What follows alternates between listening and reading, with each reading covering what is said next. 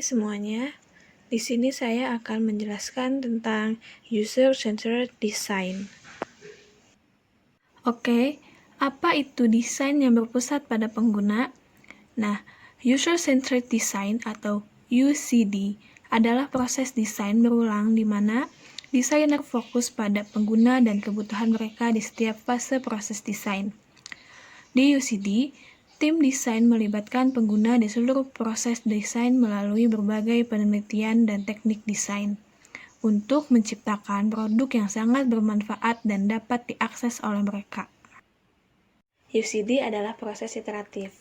Dalam desain yang berpusat pada pengguna, desainer menggunakan campuran metode dan alat investigasi, misalnya survei dan wawancara, dan yang generatif, misalnya brainstorming, untuk mengembangkan pemahaman tentang kebutuhan pengguna. Secara umum, setiap iterasi dari pendekatan UCD melibatkan 4 fase yang berbeda. Pertama, sebagai desainer yang bekerja dalam tim, mencoba memahami konteks di mana pengguna dapat menggunakan sistem. Kemudian, mengidentifikasi dan menentukan persyaratan pengguna. Fase desain mengikuti, di mana tim desain mengembangkan solusi. Tim kemudian melanjutkan ke tahap evaluasi. Di sini, Anda menilai hasil evaluasi terhadap konteks dan persyaratan pengguna untuk memeriksa seberapa baik kinerja suatu desain. Lebih khusus lagi, Anda melihat seberapa dekat dengan tingkat yang cocok dengan konteks spesifik pengguna dan memenuhi semua kebutuhan mereka yang relevan.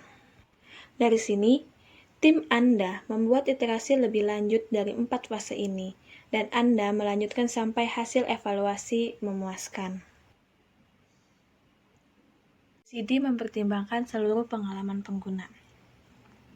Dalam UCD, Anda mendasarkan proyek Anda pada pemahaman eksplisit tentang pengguna, tugas, dan lingkungan. Tujuan dari proses ini adalah untuk menangkap dan mengatasi seluruh pengalaman pengguna. Karenanya, tim desain Anda harus menyertakan para profesional dari berbagai disiplin ilmu, misalnya ahli etnografi, psikologi, insinyur, perangkat lunak dan perangkat keras, serta pakar domain, pemangku kepentingan, dan pengguna itu sendiri. Para ahli dapat melakukan evaluasi desain yang dihasilkan, menggunakan pedoman dan kriteria desain. Namun, Anda harus mengingat 2 poin penting dalam pikiran. Pertama, untuk menjangkau seluruh pengalaman pengguna, Anda harus melibatkan pengguna untuk evaluasi. Dan yang kedua, Anda harus memastikan pemantauan pengguna jangka panjang. Lalu, investasi dalam UCD terbayar. Pengguna adalah sistem peringatan dini yang dapat digunakan untuk memperbaiki dan menyempurnakan desain Anda. Mereka dapat memaparkan banyak aspek-aspek positif dan aspek negatif. Tim Anda mungkin telah mengabaikan bidang-bidang vital seperti kegunaan dan aksesibilitas. Itulah mengapa sangat penting untuk memahami seberapa kuat manfaat dari pendekatan desain yang berpusat pada pengguna. Investasi dalam UCD terbayar berpusat pada manusia adalah biaya tambahan untuk proyek apapun. Jadi bisnis dengan tepat bertanya, apakah mengambil begitu banyak waktu untuk berbicara dengan orang, menghasilkan desain prototipe, dan sebagainya bermanfaat? Jawabannya mendasar adalah ya. Kutipan dari David Benyon, profesor dengan lebih dari 25 tahun berpengalaman di bidang HCI. David Benyon membedakan 4 cara di mana UCD terbayar.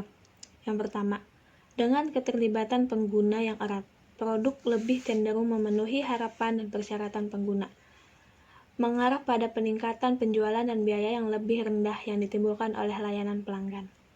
Yang kedua, perancang sistem menyesuaikan produk untuk orang-orang dalam konteks tertentu dan dengan tugas-tugas tertentu, sehingga mengurangi kemungkinan situasi dengan risiko tertinggi kesalahan manusia yang timbul. UCD mengarah ke produk yang lebih aman. Yang ketiga, menempatkan desainer dalam kontak dekat dengan pengguna, berarti rasa empati yang lebih dalam muncul. Ini penting dalam menciptakan desain etis yang menghargai privasi dan kualitas hidup. Dan yang keempat, Dengan berfokus pada semua pengguna suatu produk, desainer dapat mengenali keragaman budaya dan nilai-nilai kemanusiaan melalui UCD, sebuah langkah ke arah yang benar menuju penciptaan bisnis yang berkelanjutan. Lalu ada dampak dan keuntungan user. Dengan menggunakan UCD, perancang dapat melihat dari sudut pandang pengguna yang lebih spesifik, hal-hal yang sebenarnya dibutuhkan oleh pengguna dan untuk membuat suatu rancangan yang baik. Perancang tidak bisa menggunakan hal-hal yang bersifat abstrak, harus mengetahui hal-hal konkret yang sebenarnya terjadi di dalam kehidupan dan dapat diterapkan dengan layak. Oke, selanjutnya ada proses user-centered design. Yang pertama ada memahami konteks penggunaan. Nah, maksud dari memahami konteks penggunaan adalah desainer mengetahui proses-proses pembuatan desain yang akan dia buat dan akan menjadikan sesuatu hal yang memiliki manfaatnya. Lalu yang kedua ada penentuan kebutuhan pengguna. Jadi, desainer ini harus mengetahui pengguna tuh sedang membutuhkan apa, sehingga pola desain atau desain yang telah dibuat sesuai dengan apa yang dibutuhkan oleh pengguna dan tidak menjadi sia-sia. Maksud sia-sia itu desain yang sudah dibuat tidak bisa dipakai oleh siapapun karena tidak sesuai yang dibutuhkan oleh si pengguna tersebut. Dan yang ketiga, solusi desain. Nah, maksud solusi desain di sini, desainer harus memiliki solusi penyelesaian atau pemecahan desain supaya jika terjadi sesuatu, si desainer bisa menyelesaikan desain tersebut karena sudah memiliki solusi yang sudah dirancang. Dan yang keempat, mengevaluasi terhadap persyaratan. Jadi, setelah semuanya bisa dilakukan kayak pembuatan desain, mengetahui pengguna itu membutuhkan seperti apa, telah menyediakan solusi desain seperti apa, dan yang terakhir itu mengevaluasi. Bisa nggak sih sebenarnya desain yang kita buat atau yang desainer buat ini memenuhi konteks-konteks persyaratan yang ada di lingkungan pengguna, sehingga menjadikan bahan untuk memperbaiki kualitas dan kuantitasnya pada desain selanjutnya. Oke, terima kasih.